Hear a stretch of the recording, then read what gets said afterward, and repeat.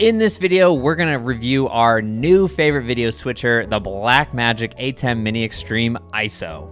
All in all, we think this is the perfect video switcher for small to medium-sized production companies, organizations, and especially for house of worship.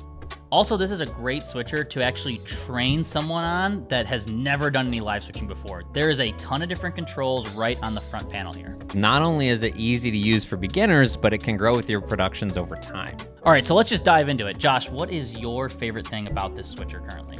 I've got to start with Super Source.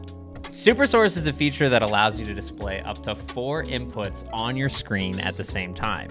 Now, if you're like us and you've used ATEM switchers in the past, you've always had the ability to overlay a picture-in-picture effect and basic graphics. Super Source takes this to a whole new level. Not only can you display up to 4 inputs at the same time, but you can create different artboards in the ATEM software that allows you to move them around and create whatever custom look you want. What's also really nice about this is if you're trying to show something like a PowerPoint slide and a speaker at the same time, you don't have to worry about one covering up the other. I think it adds just that extra touch of professionalism to any broadcast that you're doing that you couldn't really do with other ATEM switchers before. Like pretty much every feature with the ATEM Extreme ISO, not only can you activate Super Source from the software, but there's also a Super Source button on the hardware itself. So once you create your custom look, you can just push the button on the hardware and go live. The next thing I really like about this switcher is its live streaming buttons right on the control panel. Once you set up your live stream right inside the software, you can go live with the click of a button right here. Now, also the nice thing is it easily connects with BoxCast, which you guys might be wondering, well, if I can already live stream this thing, why do I need BoxCast? You can only go to one destination with this device. So you can only go to one Facebook page, one YouTube. With BoxCast, when you send us the stream, you can go to unlimited Facebooks, YouTube, Twitter, Twitch, wherever you need to go, your website. We've got a YouTube short on how to actually do this, how to push your stream directly to BoxCast with the click of a button. Check it out in the description. Also, I'm going to give you one tip for live streaming with this device. Put up your stream settings in the multi-view, and if your cache starts to go up and up and up and eventually hits 100%, that just means you're running out of internet. So try lowering your settings in the ATEM software so your cache does not hit 100%, because that would be bad.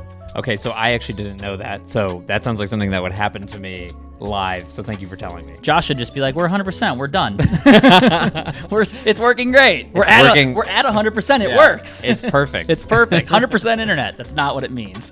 All right, let's talk about the switcher's recording features. So right next to the on-air button that allows you to live stream on the switcher is a little record button you'll see that allows you to record all of your program feed and all of your video inputs simultaneously. And what do you record to? Well, this tiny little SSD that can fit right in your pocket. Josh, I'll say I love this because before we were recording on SD cards and sometimes they would get messed up or they would break.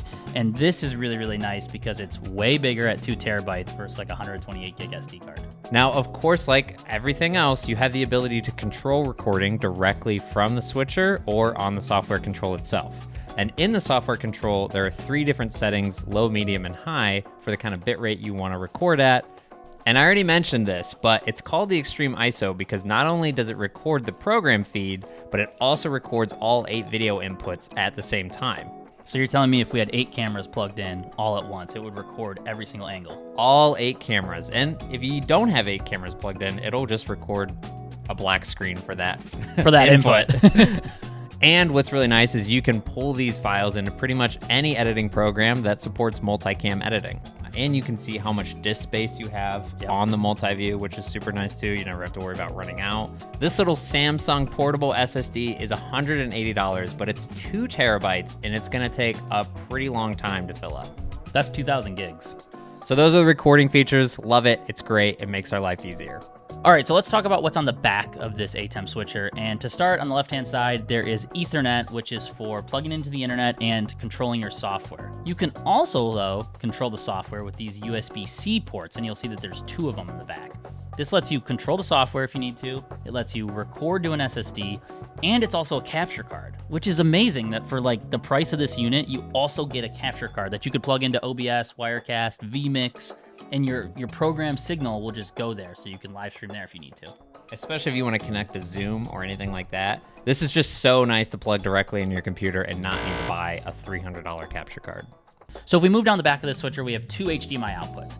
We obviously recommend using one of them for multi-view, but you can assign these outputs to kind of be whatever you need them to be right inside the software. Also, with HDMI 1, you can actually control those outputs right here on the panel. Now let's talk about the ridiculous number of inputs on the back of the switcher. With 8 HDMI inputs, you can connect almost as many cameras as you need, plus a presentation computer, plus a graphics computer, and pretty much anything else you might need as a video source.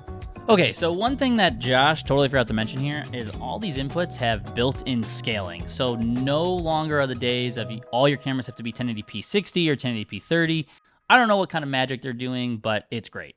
It is super helpful for people who maybe want to mix and match different cameras and don't actually know what they're outputting. They just want them to work. And right next to the inputs are the 2 microphone inputs. They are 1/8" inputs. This is a good thing and a bad thing. A lot of the switchers we've had before, including the ATEM TV Studio, had professional XLR inputs, which was really nice. But still, with these 2 mic inputs, you're able to control the levels and the EQ and all of that with the ATEM Mini's built-in audio mixer. Yeah, and if for some reason you can't get an 1/8" connection, we just recommend plugging into one of your cameras and turning on the audio for that camera. Not only do you have the 2 microphone inputs that you can control in the software, but you can turn the levels up and down and mute them on the switcher itself.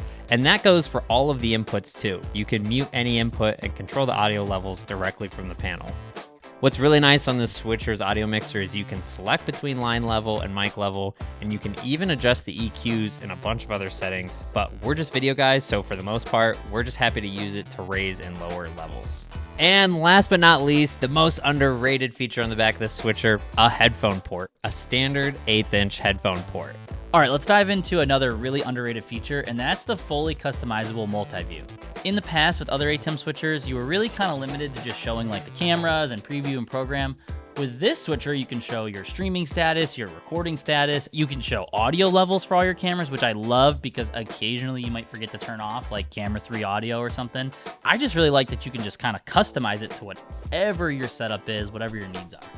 Yeah, and if you're only working like a 2-camera live switch, you can just pull up those 2 inputs and switch between them. Right.